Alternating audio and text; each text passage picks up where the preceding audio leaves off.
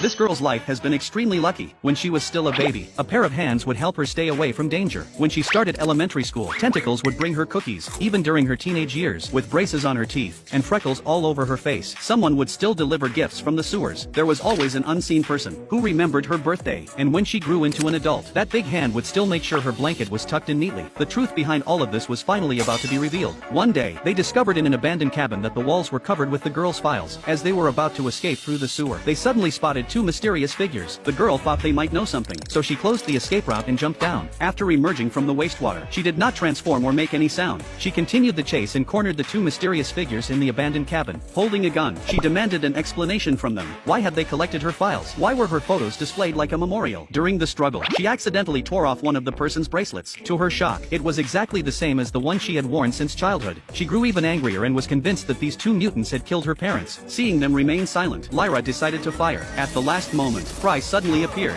He pulled the hood off the mysterious figure. When she saw the two familiar faces, Lyra finally realized that the mutants before her were actually her parents. It turned out that Fry had found the orphanage director and obtained the note the director discovered when she had found Lyra as a baby. Using the professor's technological methods to decode it, they finally uncovered the mystery of Lyra's origins. 20 years ago, one-eyed Lyra had been born in the sewers. Apart from her eye, her body was no different from any normal child. The doctors said they had never seen a mutation so mild. Because her parents didn't want their almost normal daughter to live her life in darkness, they disguised her as an alien, leaving behind a bracelet and the note, and left her at the orphanage doorstep. As for the true content of the note, the professor had not fully translated it. At that moment, the girl's mother took the note and said it read, "Your parents have always loved you." Lyra finally understood her origins. She didn't feel that being a mutant was shameful. She only knew that this was the happiest moment of her life.